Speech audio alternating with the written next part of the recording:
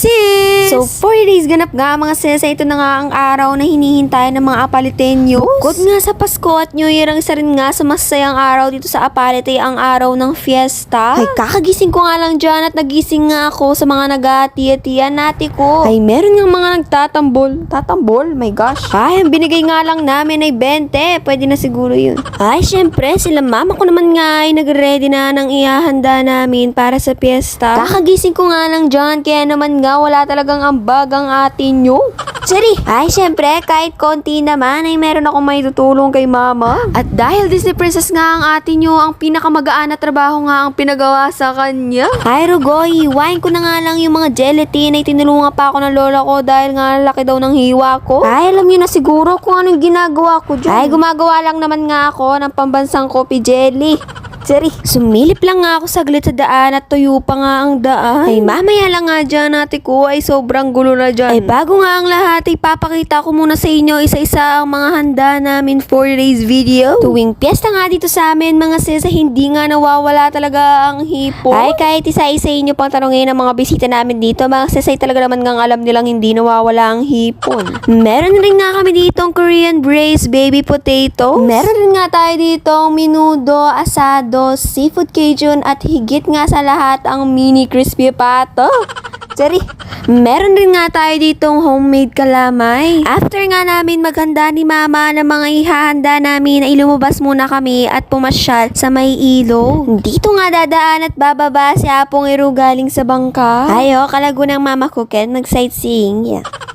Ay, Rugo, kailan ko kaya may experience ang sumakay ng bangka at magliba? Time check nga dyan ay 1 PM na nga at marami na nga ang tao at basa na nga yung daan. Ay, piyestang piyesta ay nagsiselfon pa rin nga sila ate ko. At dyan na nga nag-start ang ating kasiyahan.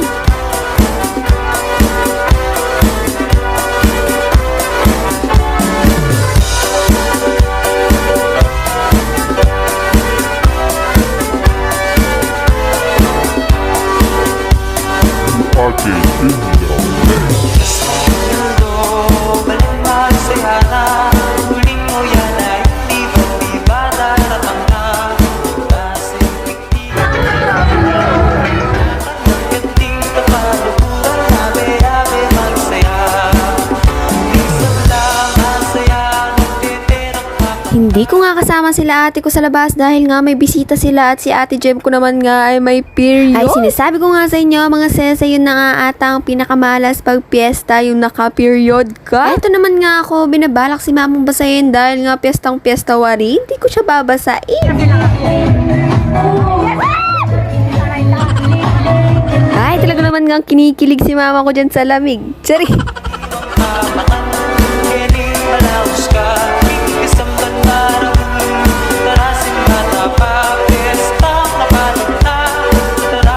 Hindi lang sila ate ko nga ang may bisita, syempre ako din. Pero hindi naman sila kumain, tama.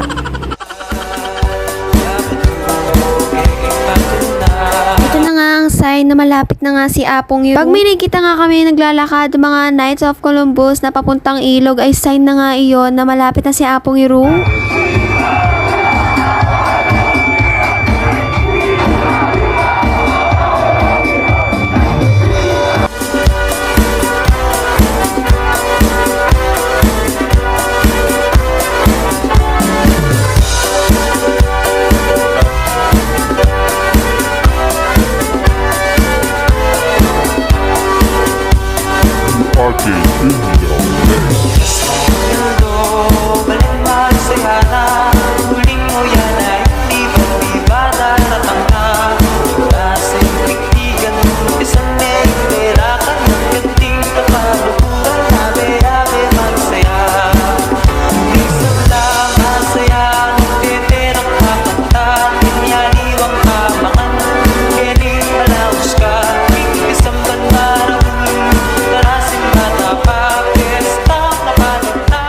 Sa lese ko nga nagbibideo dyan, tas bigla na lang nga akong hinila ng pinsan ko. Talaga naman ngang napa first time akong sumama sa prosesyon nang hindi ko kasama sila mama.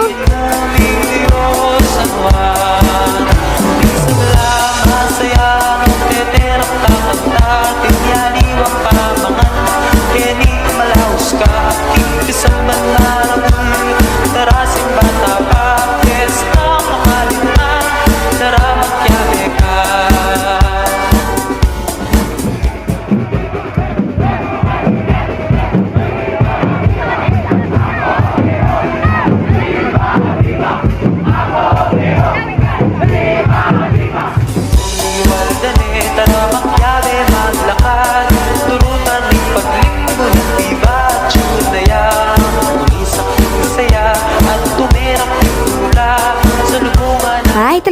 sa buong prosesyon natin ko. Grabe yung hawak ko sa pinsan ko. Ay baka mahirap na nga kung mahiwalay pa ako sa kanila dahil wala nga akong salamin at padilim na nga. At dahil padilim na nga ay hindi na nga namin tinapos ang prosesyon at hanggang simbahan lang nga kami. At hanggang dito na lang nga ang ating day 1 ng fiesta. Salamat sa panonood. Bye!